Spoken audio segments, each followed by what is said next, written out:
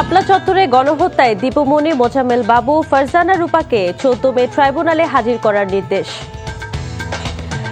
জামালপুরে ধর্ষণের দায়ে 3 জনের মৃত্যুদণ্ড। নেত্রকোনায় শিশুর ধর্ষণ মামলায় শিক্ষক 3 দিনের রিমান্ডে। দুর্ভোগ কাটছে না হাওরের কৃষকের। সুনামগঞ্জে 50% ধান পানির নিচে, কৃষকদের সরকারি সহায়তা শুরু। কাল রবীন্দ্রনাথ ঠাকুরের 165তম জন্মজয়ন্তী। কুষ্টিয়া, সিরাজগঞ্জ ও নওগাঁয় চলছে শেষ মুহূর্তের প্রস্তুতি।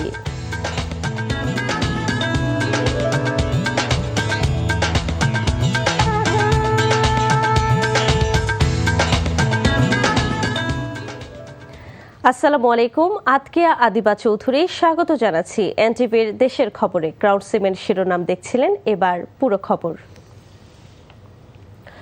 মতিঝিলের শাপলা চত্বরে হেফাজতে ইসলামের সমাবেশে হত্যা মামলায় সাবেক পররাষ্ট্রমন্ত্রী ডক্টর দীপুমনি, সাংবাদিক মোজাম্মেল বাবু ও ফারজানা রূপাকে আগামী 14 মে ট্রাইব্যুনালে হাজির করার নির্দেশ দিয়েছে আন্তর্জাতিক অপরাধ ট্রাইব্যুনাল।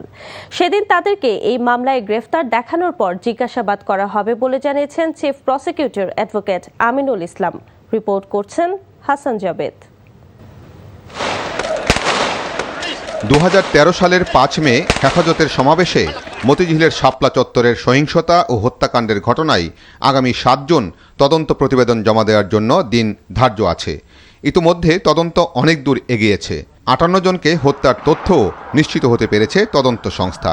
তাদের পরিচয়ও শনাক্ত করা গেছে, তবে অনেকের পরিবার খুঁজে পাওয়া যাচ্ছে না। তদন্তে নতুন নতুন তথ্যও বেরিয়ে আসছে। এসব ঘটনায় সাংবাদিক মোজাম্মেল বাবু, ফারজানা রূপা এবং সাবেক মন্ত্রী ডাক্তার দীপুমনির সম্পৃক্ততাও পাওয়া গেছে। তাই তাদেরকে এই মামলায় গ্রেফতার করে জিজ্ঞাসাবাদ করা জরুরি বলে মনে করেন চিফ প্রসিকিউটর। এই মানুষগুলোকে, বিশেষ করে ফারজানা রূপা, মোজাম্মেল বাবু, পররাষ্ট্রমন্ত্রী দীপুমনি, তাদেরকে আমরা প্রোটেকশন চেয়েছি। আগামী তারিখে আমরা হয়তো আমাদের এই কেসে সোনেরেস্ট দেখাবো এবং সেখানে দেখানোর পরে তাদেরকে আমরা সেফ হোমে নিয়ে আমাদের প্রয়োজনীয় জিজ্ঞাসাবাদ করব এই মামলার স্বার্থে। শাপলা চত্বরের ঘটনায় প্রকৃত চিত্র আড়াল করতে মোজাম্মেল বাবু এবং ফারজানা রূপা চেষ্টা করেছিলেন বলে জানান চিফ প্রসিকিউটর। তৎকালীন 71 টেলিভিশন এবং মোজাম্মেল বাবু, ফারজানা রূপা, তাদের যে একটা ভূমিকা ছিল এই হেফাজত ইসলামের এই ঘটনাটাকে আপনার ভিন্ন খাতে প্রবাহিত করবার জন্য যে একটা প্রচেষ্টা ছিল, তাতে করে আমাদের কাছে মনে হয়েছে যে এইটাও একটা সিস্টেমেটিক ক্রাইমের মধ্যেই ছিল। এদিকে শাপলা চত্বরের সহিংসতা ও হত্যাকাণ্ডের মামলায় সাবেক প্রধানমন্ত্রী শেখ হাসিনা, তার তৎকালীন মন্ত্রী পরিষদ, পুলিশ, র্যাবসহ সংশ্লিষ্টদের দৃষ্টান্তমূলক শাস্তি চেয়েছেন হেফাজতে ইসলামের নেতারা। আগামী দিনে যেন কোনো ফ্যাসিস্ট আলেম ওলামাদের সাথে, দেশের নাগরিকদের সাথে এরকম অন্যায়, অবিচার, অত্যাচার যেন জুলুম না করে। বৃহস্পতিবার শাপলা চত্বরের সহিংসতা ও হত্যাকাণ্ডের মামলায় তদন্তের অগ্রগতি জানতে আন্তর্জাতিক অপরাধ ট্রাইব্যুনালে এসে এসব কথা বলেন তারা। Hasan Javed, NTV news, Dhaka. ভারতের পশ্চিমবঙ্গের বিধানসভা নির্বাচন পরবর্তী সহিংসতায় পুশিনের আশঙ্কা ও চোরাচালান ঠেকাতে দেশের বিভিন্ন সীমান্তে বিজিবির উপর টহল জোরদার করা হয়েছে। দিনাজপুরের হিলি সীমান্তে সর্বোচ্চ সতর্ক অবস্থায় রয়েছে বিজিবি। সীমান্তে অবস্থিত সব বিওপি ও চেকপোস্টগুলোকে এ বিষয়ে সতর্ক করা হচ্ছে। চেকপোস্টগুলোতে সন্দেহভাজন ব্যক্তি ও যানবাহনে তল্লাশি চালানো হচ্ছে। সেই সঙ্গে সিসি ক্যামেরার মাধ্যমে সার্বক্ষণিক নজরদারি করা হচ্ছে বেনাপোল, ব্রাহ্মণবাড়িয়া সহ বিভিন্ন জেলার সীমান্ত এলাকায়। কাল 25শে বৈশাখ বিশ্বকবি রবীন্দ্রনাথ ঠাকুরের 165তম জন্মজয়ন্তী। এ উপলক্ষে সাজ সাজ রব কবির স্মৃতি বিজড়িত কুষ্টিয়ার কুঠিবাড়িতে, সিরাজগঞ্জ ও নওগাঁর পতিশরের কাছারি বাড়িতেও চলছে প্রস্তুতি। এবার কবির স্মৃতি বিজড়িত বিভিন্ন সামগ্রী দিয়ে নতুন করে সাজানোর চেষ্টা করা হচ্ছে এসব স্থাপনা। বিস্তারিত ইমরুল কায়েসের ডেস্ক রিপোর্টে। নতুন রূপে সাজছে নওগাঁর নিঝুম, নিস্তব্ধ, নিভৃত পল্লী পতিশ্বর। কবিগুরু রবীন্দ্রনাথ ঠাকুরের এই কাছারি বাড়িতে এবারের জন্মজয়ন্তীর মূল আনুষ্ঠানিকতা আয়োজন করা হবে। এজন্য নেওয়া হয়েছে ব্যাপক প্রস্তুতি। চলছে রং বার্নিশ, তোরণ, মঞ্চ, প্যান্ডেল তৈরি ও পরিষ্কার পরিচ্ছন্নতার কাজ। এবারে কবির স্মৃতিবিজড়িত বিভিন্ন ধরনের সামগ্রী দিয়ে নতুন করে সাজানোর চেষ্টা করা হয়েছে প্রতিশ্বর কাছারিবাড়িকে। দিনব্যাপী এই অনুষ্ঠানে এলজিআরডি মন্ত্রী মির্জা ফখরুল ইসলাম আলমগীর, ভূমিমন্ত্রী ও সংস্কৃতি প্রতিমন্ত্রী সহ প্রশাসনের ঊর্ধ্বতন কর্মকর্তারা উপস্থিত থাকার কথা রয়েছে। আইন শৃঙ্খলা স্বাভাবিকভাবে খুব সুন্দর এবং সুষ্ঠুভাবে অনুষ্ঠান পরিচালনার জন্য যা প্রয়োজন সেটাই করা হচ্ছে এবং আগামী কয়েকদিন করা হবে। আমরা আশা করছি যে প্রায় 2-3 হাজার লোকের সমাবেশ হবে এবং আমরা একটা ভালো প্রোগ্রাম উপহার দিতে সক্ষম হব। বিশ্বকবির স্মৃতিবিজড়িত এই কাছারিবাড়িতে বসে রচনা করেছেন অনেক কবিতা, গল্প, প্রবন্ধ। তাই কবিগুরুর স্মৃতিকে আর্কাইভ করার পাশাপাশি রবীন্দ্রনাথ ঠাকুরের নামে প্রতিসরে একটি পূর্ণাঙ্গ কৃষি বিশ্ববিদ্যালয় স্থাপনের দাবি জানান অনেকে।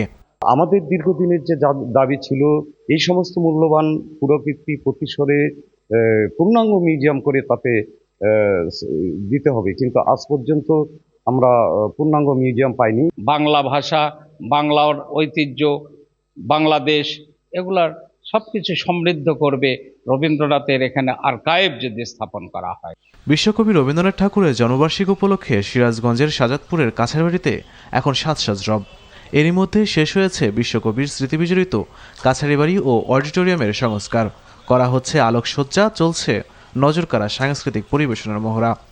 এতে বিদ্যুৎ, জ্বালানি ও খনিজ সম্পদ মন্ত্রী ইকবাল হাসান মাহমুদ টুকুর উপস্থিত থাকার কথা রয়েছে। রবীন্দ্রনাথের ১৬৫তম জন্মজয়ন্তী উৎসবের জন্য প্রস্তুত কুষ্টিয়ার শিলাইদহের কুঠিবাড়ি।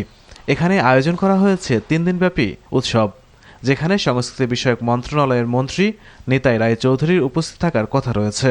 নতুন করে সাজানো হয়েছে ঠাকুরবাড়ির আঙিনা, কবির স্মৃতিচিহ্ন ও রবীন্দ্র মঞ্চ। কুঠিবাড়ির ভেতরে যাওয়া হয় তাহলে মানে ওই প্রেজেন্সটা একটু বোঝা যায়, ভালো লাগে যে এখানে উনি ছিলেন। এই রবীন্দ্রনাথ ঠাকুরের এইখানে আসলে মনে হয় মনের অনুসারে জেগে ওঠে। Imrul Kayes, NTV news desk. বগুড়ার আন্তর্জাতিক মানের বিমানবন্দর, আধুনিক বিমান ঘাঁটি, পাইলট ট্রেনিং সেন্টার ও কার্গো ফ্যাসিলিটি স্থাপনের উদ্দেশ্যে বিমানবন্দর পরিদর্শন করেছে উচ্চ পর্যায়ের প্রতিনিধি দল।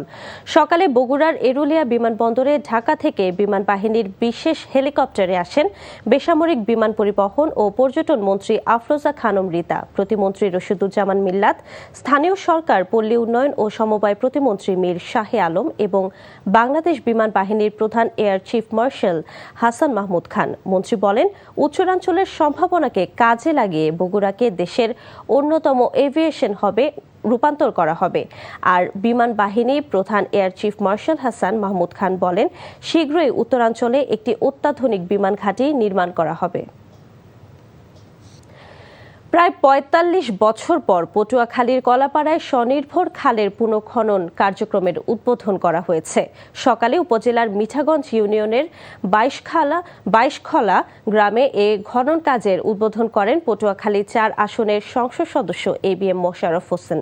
১৯৮১ সালে জিয়াউর রহমান ৫.৫ কিলোমিটারের এ খালটির খনন কাজের উদ্বোধন করেছিলেন। দীর্ঘ সময় খালটি পুনঃখনন না হওয়ায় দখল দূষণে ভরাট হয়ে যায়। ইনকিলাব মঞ্চের আহ্বায়ক শহীদ শরীফ ওসমান হাদি হত্যার বিচারের দাবিতে বরিশাল বিশ্ববিদ্যালয়ে মানববন্ধন ও বিক্ষোভ মিছিল করেছে ইনকিলাব মঞ্চ। দুপুরে বিশ্ববিদ্যালয়ের ৩ নম্বর ফটকের সামনে প্রথমে মানববন্ধন এবং পরে বিক্ষোভ মিছিল অনুষ্ঠিত হয়। এ সময় বক্তারা বলেন, হাদি হত্যাকাণ্ডের দীর্ঘ সময় পার হলেও তদন্তে দৃশ্যমান কোনো অগ্রগতি নেই। প্রকৃত অপরাধীদের গ্রেফতারে আইনশৃঙ্খলা রক্ষাকারী বাহিনীর নিষ্ক্রিয়তা রয়েছে বলেও অভিযোগ করেন। হাদি হত্যাকাণ্ডের বিচার না হলে আবারও মানুষ রাজপথে নামবে বলে হুঁশিয়ারি দেন বক্তারা। কুষ্টিয়ার সরকারি কলেজে ফুটবল টুর্নামেন্টের উদ্বোধন করতে গিয়ে শিক্ষার্থীদের বাধার মুখে পড়তে হয়েছে কুষ্টিয়া ৩ আসনের সংসদ সদস্য মুফতি আমির হামজাকে। কুষ্টিয়া মডেল থানার ওসি কবির হোসেন মাতব্বর জানান, সকালে প্রধান অতিথি হিসেবে সরকারি কলেজ মাঠে আন্তঃবিভাগ মিনি ফুটবল টুর্নামেন্ট উদ্বোধন করেন মুফতি আমির হামজা। এ সময় সাধারণ শিক্ষার্থীর ব্যানারে একদল শিক্ষার্থী মঞ্চের সামনে জড়ো হয়ে ভুয়া স্লোগান দিতে থাকেন। এক পর্যায়ে ওই শিক্ষার্থীরা মাঠের মধ্যে বসে পড়েন। অনাকাঙ্ক্ষিত ঘটনার জন্য ছাত্রদলের নেতাকর্মীকে দায়ী করেছেন সংসদ সদস্য আমির হামজা।